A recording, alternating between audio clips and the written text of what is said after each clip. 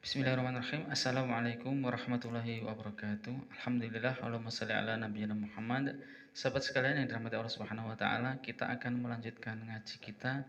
Pada kesempatan kali ini kita akan belajar surat Al-Ikhlas atau surat Qulhu, biasa populer surat Qulhu atau surat Al-Ikhlas. Baik.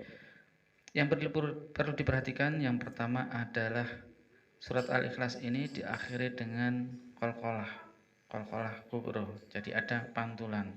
Ya. Kemudian yang lain setiap akhir ayat pendek, tidak panjang. Ya. Dan yang ketiga tinggal diperhatikan kembali huruf-hurufnya, makhraj dan sifatnya. Baik, langsung kita mulai. A'udzu billahi minasyaitonir rajim. Bismillahirrahmanirrahim. Dari ayat 1, qul, ingat qul nggih, pakai huruf O. Bukan K, bukan kul, tapi qul. Qul huwallahu ahad. A-nya jelas dibuka fathah. Qul huwallahu ahad. Ya. Allahus somad. Awas, ayat kedua huruf so-nya ada tasdidnya. Ya.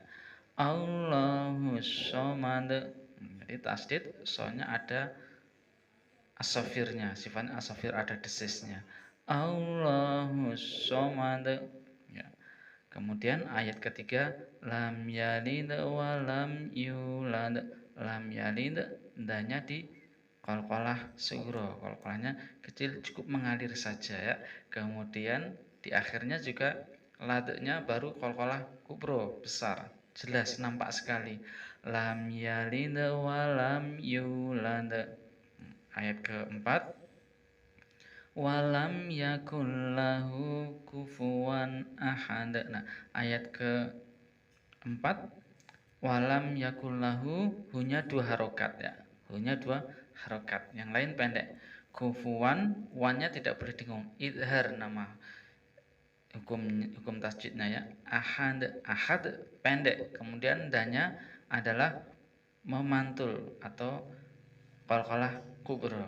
Baik, walam yakullahu kufuwan ahad, begitu ya. Baik, kita baca dari ayat 1 bersama-sama. Mari.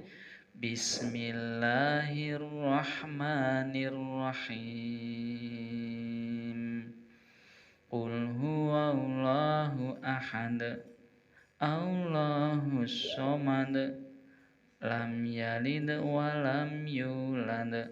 Walam yakullahu kufuwan ahad. Baik, Masya Allah.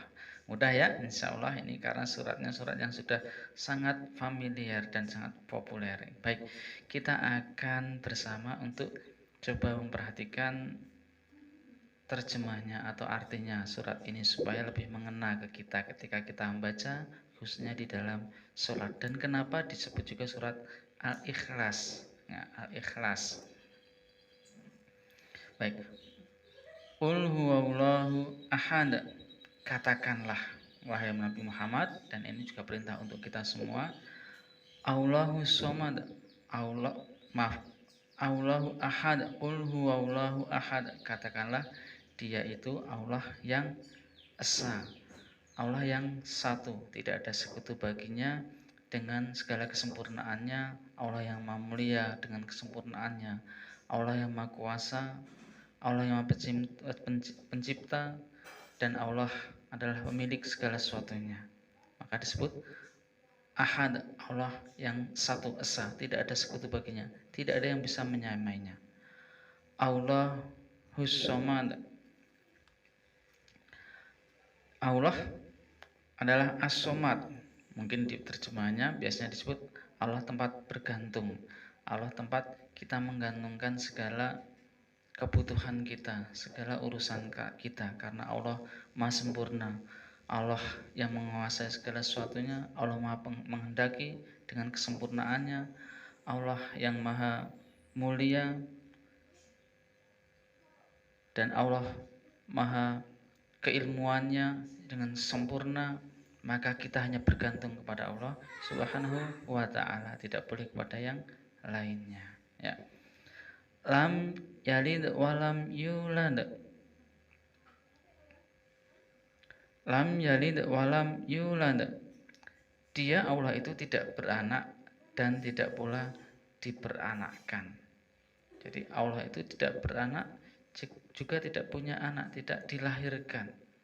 Karena sifat Allah yang sempurna, berbeda dengan makhluknya, dengan sifat bisa beranak ataupun melahirkan atau dilahirkan, itu adalah sifat makhluk, diantaranya manusia. Karena sifat manusia diantaranya adalah butuh keturunan, butuh anak untuk melangsungkan kehidupannya, untuk melangsungkan spesiesnya.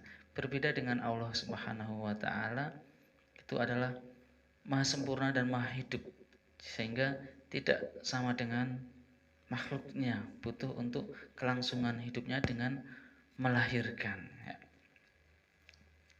Kemudian walam yakullahu kufuwan ahad, dan tidak seorang pun yang setara dengannya.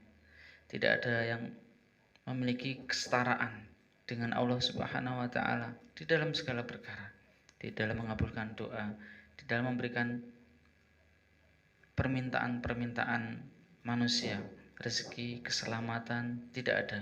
Hanya Allah Subhanahu wa taala yang bisa mengabulkan, bisa memberikan, bisa memenuhi segala kebutuhan manusia, sehingga tidak ada yang bisa menyamainya. Kemudian, sahabat sekalian yang dirahmati Allah Subhanahu wa taala, di antara surat Al-Ikhlas ini keutamaannya, Nabi sallallahu alaihi wasallam